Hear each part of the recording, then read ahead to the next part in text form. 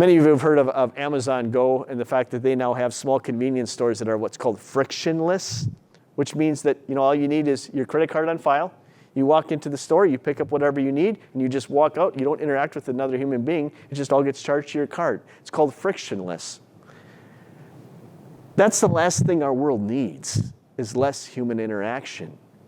What our world has proven, what we need more of, is more human interaction, where another human being looks at you in the eye and says, "It's good to see you. I look forward to seeing you tomorrow. No, you're always welcome here." It's compassion. Now, as you well know here at Quick Trip, that compassion piece, we don't just do that externally, we do that internally here. We really work hard at our culture here, those top workplaces surveys that you always take in November, December. We get a stack of comments from all you this thick. We read every single comment, and we make adjustments accordingly.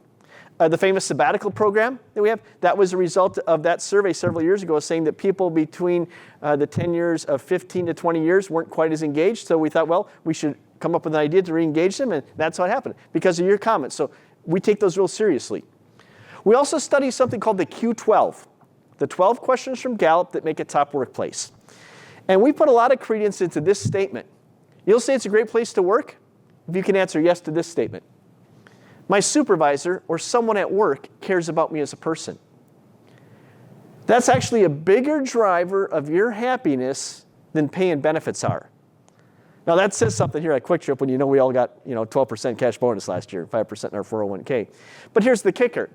If the Zietlow family is incredibly generous with us, and that profit sharing check you get is phenomenal, but you only get a profit sharing check once a year. If the other 363 days out of the year, your immediate supervisor is a creep, guess what? It ain't a great place to work. That's actually a bigger driver of your happiness than pay and benefits. Here's where I learned it. I learned it in my first job. My first job as a kid was setting trap. For those of you who shoot skeeter trap, I was the kid that sat in this little concrete bunker and put those little orange clay pigeons on one at a time. It's now automated, but back then it was one at a time. Now, how OSHA ever allowed this, I will never know, because it's highly dangerous. Because if you're just about to put that clay pigeon on that big metal arm, and the guy with the 12 gauge says, pull, that big metal arm shoots not only the disc out, but if your hand is there at the same time, it's your hand that's flying out there. So if you had a fast puller, what you had to do is turn the machine off, turn this light switch on, so a light bulb went on outside the trap hut, and that was assigned to the 5 guys with their 12 gauges to put the 12 gauges down so that when I poked my head out of the concrete bunker, they didn't shoot at me, and I'd have to say, slow down. Sometimes they listen, sometimes they wouldn't. Now, this was a great job. It paid $1.25 an hour. And I never thought I'd be old enough to stand in front of a crowd of people and say, yeah, but when I was a kid, that was good money. But it was $1.25 an hour, right? Well, we had a guy that first summer by the name of Maynard who was a fast puller. So as the summer went along, he ended up pulling faster and faster. And so I'd have to turn the machine off, turn the light switch on, poke my head out and say, slow down. He wouldn't listen. Well, finally it got to the stage towards the middle part of that summer. I thought, it's a great job for $1.25 an hour, but it's not worth my hand. So I'm going to quit. So after one of my Thursday night shifts, I went home and I told my dad I'm quitting my job. Well, as you could probably tell from the earlier story of my dad was not the kind of guy that allowed his kid to quit a job midstream. And my dad said, you ain't quitting, suck it up, deal with it. Well, if you've ever had a job where you wanted to quit, but you couldn't, you know what happens to us? We become passive aggressive. We get back. And one of the things I learned is if you took that little clay pigeon and you take your knuckle and you knock the middle out of it, it completely changes the aerodynamics of the bird. So it flies out of the hut, and right at the height the guy shoot at, because it's got no middle, it drops right out of the sky. Boom! And you hear this, miss! So every time I saw Maynard light up there, I went down to the trap house, man, I got 25 pigeons, and boom, boom, boom, boom, boom, boom, boom, boom. And that's what he got every time. So those you shoot trap or skeet, you shoot 25 out of 25. He was averaging only 8 out of 25. And when you shoot trap and you only get 8 out of 25, it's an insult to your manhood, right?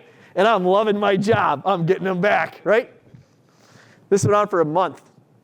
When one night it was windy and the lights were on in the trap range and the wind took one of those pigeons and it flipped it sideways and you could see as clear as day it had no middle. Busted. So at the end of that set, the guy said to me, hey, when you're done tonight, you need to go down to Roger, the guy that owned the trap range. you're getting fired. I knew it. It was worth it.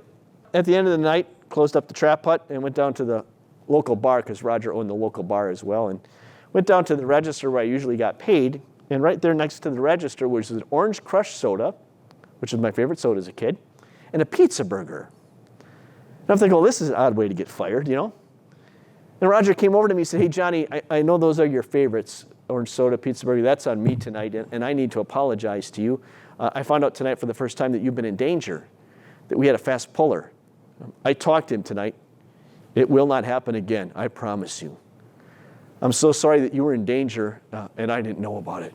So sorry. Pizza, soda, that's on me tonight. Well, not only did I not quit, I ended up working there for another 2.5 years. And you know why? Although I didn't know Q12 by paper, I knew it instinctively, is my supervisor cared about me as a person. And when you have that, you'll say it's a great place to work. And so I think this is a little bit of a challenge for all of us who are supervisors and mentors and leaders, to make sure that our people know that we care about them.